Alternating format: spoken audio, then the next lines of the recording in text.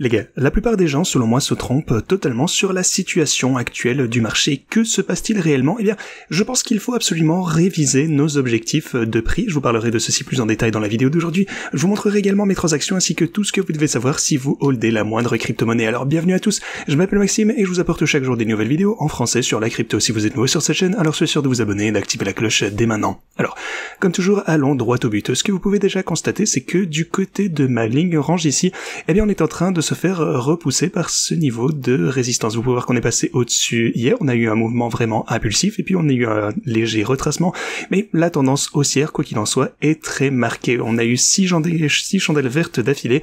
Pour tous ceux qui étaient présents en 2020, eh bien vous savez que c'est une tendance qu'on observait énormément à l'époque. Et pour le coup, je vous invite à me le faire savoir en commentaire si vous vous souvenez de ceci. Mais vraiment, 6 chandelles vertes consécutives, ça ouvre généralement la voie à une belle période de hausse plus prolongée. Mais ceci dit, eh bien vous pouvez voir que le niveau de résistance est bel et bien là, il est tout de même conséquent, c'est le précédent all-time high évidemment, vous pouvez voir qu'on est monté jusque ceci précédemment, déjà au mois d'août. En fait, carrément au dollar près, on a subi un pullback ici au même niveau que précédemment, mais si jamais on parvient à franchir ce seuil, et je pense que ce n'est qu'une question de temps, alors on va une fois encore entrer en mode découverte de prix, la FOMO va pouvoir revenir et tous ceux qui ont shorté le Bitcoin vont se faire totalement démolir.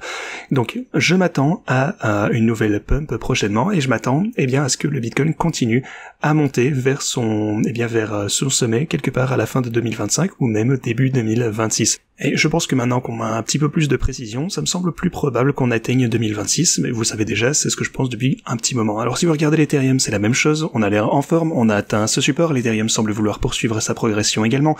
Alors Solana, même chose ici, après quelques jours de consolidation, eh bien on a atteint la résistance aux 239, alors le niveau suivant, ça va être les 263, donc je m'attends toujours à une belle progression de la part de tous ces altcoins d'Ethereum, Solana, Doge également. Vous pouvez voir que XRP, vraiment toutes ces cryptos ont l'air d'être en forme actuellement. Si vous regardez les marchés traditionnels, eh bien on est à un nouveau all-time high depuis hier. Chandelle verte également ici, donc ouais, on s'est fait rejeter un petit peu sur le 3 octobre. Vendredi, le marché à terme ouvre en vert pour le coup, donc ça c'est fantastique. On va voir ce qui se passe plus tard dans cette journée.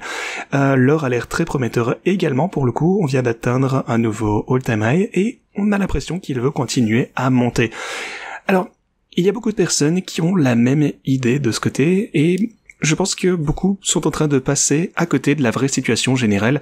Donc je vous parle aussi du rattrapage du Bitcoin par rapport à l'or, mais j'y reviendrai dans un petit moment. Tout d'abord, j'aimerais faire un point sur mes stratégies de trading. On est en hausse de 2,6 millions de dollars, donc tout va bien de ce côté. Avec la volatilité actuelle, eh bien on enregistre des gains de plus en plus importants chaque jour qui passe, donc c'est juste formidable. La patience, encore une fois, est de mise.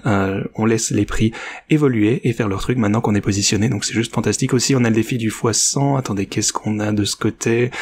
On a également de beaux gains du côté de ce défi, donc voilà, c'est formidable également.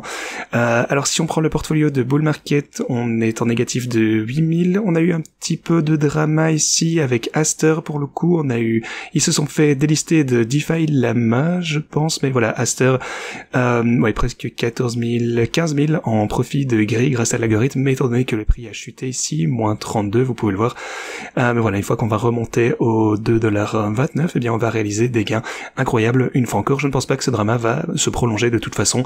Quoi qu'il en soit, les gains sont présents. Je ne suis pas trop inquiet à ce sujet actuellement.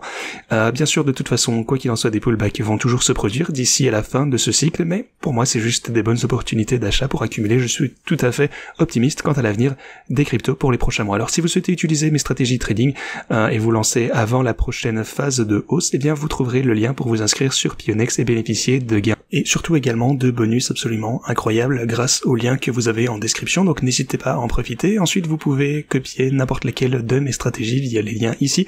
Regardez également mes tutos en haut de la description et inscrivez-vous également sur Tabit, vous aurez des bonus incroyables de ce côté pour le moment, donc n'hésitez pas à en profiter. C'est limité dans le temps par contre, mais c'est vraiment énorme, donc n'hésitez pas à en profiter sur Tabit avec les liens en description. Ok, ceci dit, laissez-moi continuer. On a le comité d'investissement mondial de Morgan Stanley qui accompagne 16 000 conseillers financiers. Il gère déjà un patrimoine total de 2000 milliards de dollars. Alors, pourquoi est-ce que je vous dis tout ceci? Eh bien parce que on a eu un changement absolument majeur, quelque chose de crucial qui se produit actuellement avec les institutions financières ainsi que les brokers, donc les courtiers traditionnels. Et c'est simplement le fait qu'ils adoptent du Bitcoin et envisagent les crypto-monnaies en disant, alors, si vous le vouliez, bon, vous pourriez investir 2, 3, peut-être même 4% dans les crypto-monnaies. Donc, si même eux sont d'accord, en fait, pourquoi c'est si important? Parce que même si on investissait simplement 1% de ces 2000 milliards de dollars dans les crypto-monnaies, donc tous ces gestionnaires d'actifs pourraient concrètement faire ça maintenant, principalement dans le Bitcoin, eh bien ça représenterait une nouvelle demande de plus de 20 milliards de dollars. 2%, ça nous donne 40 milliards de dollars, ce qui est juste une pression d'achat absolument énorme. Et ça continue de se passer chaque jour. La situation s'annonce de toute façon de mieux en mieux. Alors, on a un nouveau rapport spécial de Morgan Stanley qui est d'une ampleur considérable. Notre objectif est d'accompagner nos conseillers financiers et nos clients qui peuvent allouer de manière flexible sur leurs crypto-monnaies et leur portfolio multi-actifs. On est vraiment en train d'entrer dans l'ère du mainstream pour les cryptos et il faut également considérer le grand trade du rattrapage, le catch-up trade comme on disait. Alors, ce que je vous disais, c'est que le Bitcoin va rattraper les gains réalisés par l'or durant les derniers mois et prenons le cycle précédent par exemple, concernant donc les objectifs de cours de prix pour le Bitcoin, etc. Eh bien, on parlait d'un objectif, donc si le Bitcoin atteignait par exemple, eh bien la même capitalisation boursière que l'or, ça nous donnerait 500 000 dollars par Bitcoin.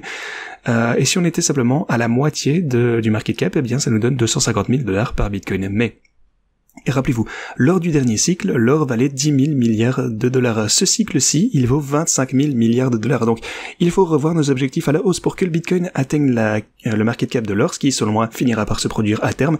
Eh bien, il faudrait 1,2 milliard de dollars par Bitcoin pour passer au-dessus de l'or ou 600 000 pour en valoir la moitié. Même si le Bitcoin n'atteint pas ces niveaux de sitôt, ce qui, honnêtement, ne va pas arriver très vite, mais ces objectifs par rapport à l'or rendent les prix actuels beaucoup plus raisonnables qu'ils ne l'étaient lors du cycle précédent. Rappelez-vous, ce n'est pas qu'un objectif de prix, c'est du market cap, et l'argent est tout le temps dilué de plus en plus. Donc croyez-le ou non, même si 125 000 dollars pour le Bitcoin ça semble élevé, eh bien ça reste toujours très bas quand vous le comparez au prix qu'on atteindra sûrement d'ici 10 ou 20 ans. Je pense que c'est encore sous-évalué. De plus, si vous observez le cycle historique de la liquidité mondiale, et que la liquidité influence le prix du Bitcoin et des cryptos bien entendu, eh bien vous constaterez que le cycle de liquidité mondiale devrait atteindre son pic au début ou peut-être à la moitié de 2026. Et ça, une fois encore, ça concorde avec mes prévisions d'un pic en 2026 pour les crypto-monnaies. Alors, ceci étant dit, eh bien, comme je vous le suggérais, si vous souhaitez utiliser mes stratégies de trading avant la prochaine fois où on remonte de manière explosive, rendez-vous en description de cette vidéo, inscrivez-vous sur Pionex. Rien de tout ça n'est un conseil financier, vous le savez bien sûr, je vous montre simplement comment je trade personnellement. Donc voilà. Vous pouvez vous en inspirer ou non, comme vous le sentez, et bien entendu, j'ai vraiment hâte de voir la prochaine phase de hausse, tout s'aligne pour le mieux, ceci étant dit, donc moi je vous dis à la prochaine.